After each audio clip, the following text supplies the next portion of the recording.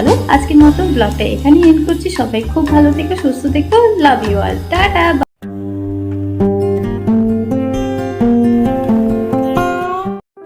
Good morning বন্ধুরা, কেমন আছো তোমরা সবাই? আশা করি সবাই ভীষণ ভালো আছো, সুস্থ আছো। আমি প্রিয়াঙ্কা চলে এসেছি আরও একটা সুন্দর ব্লগ নিয়ে। আজকে ব্লগে তোমাদের সঙ্গে শেয়ার করব, যেহেতু বিনায়ক 7 মাসে পড়ে গেছে, ওকে এখন সব কিছু সবজি আমি খাওয়াই। তো আজকে সবজিতে রেখেছি ব্রোকলি আর বিনস, তার সঙ্গে একটু আলু দেব, আর হোমমেড স্যালাডস তো রয়েছেই। তো চলো চট করে বানিয়ে ফেলি। আর বিনায়কের আজকে খুব তাড়াতাড়ি চান হয়ে গেছে, বিনায়ক একদম গুড বয় হয়ে গেছে। আর ও এখন অল্প অল্প করে বসতে শিখেছে, আর বসিয়ে দেওয়ার পর আমি একটু হালকা ছেড়ে দিই, কেন সেরকমটা এখনও বসতে শিখিনি, পড়ে যায়, আর পড়ে গেলেই না মাথায় লাগার চান্সটা বেশি থাকে। তো সেই জন্য আমি একটু কিছুক্ষণ বসিয়ে একটুখানি ছেড়ে দিই, তারপর আবার ধরে নিই, কেননা সাইড হয়ে যায়, আর সাইড হয়ে গেলেই পড়ে যায়। তো আমি সেই জন্য চেষ্টা করি ওর ধরে থাকার আর কি বেশিরভাগই। তো যাই হোক, এখন অল্প অল্প করে বসতে শিখছে, ভীষণ ভালো লাগে। ও বসলে, স্মাইল করলে, ও মুখের দিকে তাকিয়ে স্মাইলটা করে না, ভীষণ ভালো লাগে। তো এখন তাড়াতাড়ি করে ওর আজকে তাড়াতাড়ি স্নান হয়ে গেছে, আর স্নান হয়ে গেলেই জানো যে ওর খিদে পেয়ে যায়। তো আজকের একটু দেরি হয়ে গেছে ওর স্যালাডসটা খাওয়ার মানে বানাতে। তো সেই জন্য তাড়াতাড়ি করে আমি একটু স্যালাডসটা বানিয়ে ফেলছি। আর এখানে ব্রোকলি নিয়েছি, ব্রোকলিটা যেহেতু সবুজ, ব্রোকলিটার মধ্যে না ছোটো ছোটো পোকা থাকে সবুজ রঙের, তো খুব ভালো করে ব্রোকলিটাকে ধুতে হবে। আর এখানে বিনায়ক আমি যেহেতু ভয়েস দিই না, ও চেষ্টা করে ভয়েস দেওয়ার, ভীষণই মানে চেষ্টা করে ভিডিওতে ভয়েস দেওয়ার, কিন্তু দিতে পারে না বেচারা। হ্যাঁ, সেটাই বলছি আর কি। তো এখন উনি জল খাচ্ছেন আর আমার সঙ্গে খেলছে, আর আমি ভয়েস দিচ্ছি। তাড়াতাড়ি করে ভালো করে সব জিনিসগুলো কেটে ধুয়ে নিয়ে নেব, তারপরে বয়েল করতে দেব। এখন স্যালাডস বানালে আমি অল্প ঘি দেই, কেননা এখন 7 মাসে পড়ে গেছে, এখন অল্প করে ঘি বা বাটার, আমি যেহেতু ঘি আমার কাছে রয়েছে তো আমি ঘিটাই দিই, বাটারও তোমরা দিতে পারো।